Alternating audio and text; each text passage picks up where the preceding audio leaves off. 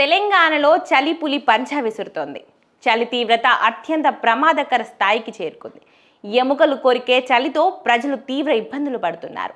రాబోయే 48 గంటల్లో చలిగాలులు మరింత ఉధృతమవుతాయని వాతావరణ శాఖ హెచ్చరించింది. రాష్ట్ర వ్యాప్తంగా దాదాపు అన్ని జిల్లాలలో కనిష్ట ఉష్ణోగ్రతలు సాధారణం కంటే 2 నుంచి 3 డిగ్రీలు తక్కువగా నమోదయ్యే అవకాశం ఉందని హెచ్చరించారు. ఆసిఫాబాద్ జిల్లా సిర్పూర్లో శనివారం రాత్రి అత్యల్పంగా 7.4 డిగ్రీల సెల్సియస్ కనిష్ట ఉష్ణోగ్రత నమోదైంది. సంగారెడ్డి జిల్లా కోహీర్లో 8.1 డిగ్రీ సెంటీగ్రేడ్ ఉష్ణోగ్రత రికార్డ్ అయింది. పశ్చిమ ఉత్తర తెలంగాణ జిల్లాలలో కనిష్ట ఉష్ణోగ్రతలు 6 డిగ్రీ సెంటీగ్రేడ్ వరకు పడిపోయే అవకాశం ఉందని అధికారులు తెలిపారు. గత కొన్ని రోజులుగా ఉన్న తీవ్రమైన చలి కంటే మరింత బలంగా ఉంటుందని హెచ్చరించారు. రాష్ట్ర రాజధాని హైదరాబాద్లోనూ చలి తీవ్రత గణనీయంగా పెరిగింది. ఆదివారం ఉదయం హెచ్సియు షేర్లింగంపల్లి ప్రాంతంలో అత్యల్పంగా 10 డిగ్రీల సెల్సియస్ కనిష్ట ఉష్ణోగ్రత నమోదైంది.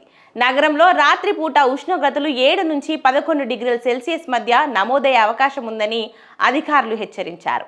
రాబోయే 2 రోజులు నగరంలో 8 నుంచి 10 డిగ్రీల సెల్సియస్ ఉష్ణోగ్రతలు రికార్డయ్యే అవకాశం ఉందన్నారు. శివారు ప్రాంతాలు, పచ్చదనం అధికంగా ఉన్న చోట్ల ఉదయం పూట దట్టమైన పొగమంచు అలుముకుంటుందని చెప్పారు. రాబోయే 2 రోజుల పాటు అత్యంత తీవ్రమైన చలి ఉండే అవకాశం ఉన్నందున హైదరాబాద్ వాతావరణ కేంద్రం 10 జిల్లాలకు ఆరెంజ్ అలర్ట్ జారీ చేసింది.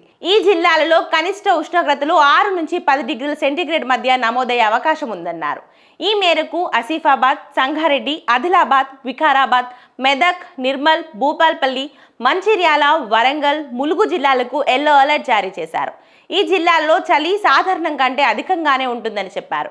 వృద్ధులు, పిల్లలు, దీర్ఘకాలిక వ్యాధులతో బాధపడేవారు తప్పనిసరిగా వెచ్చగా ఉండే దుస్తులు ధరించాలని, రాత్రిపూట తెల్లవారుజామున ప్రయాణాలు తగ్గించుకోవాలని అధికారులు సూచించారు.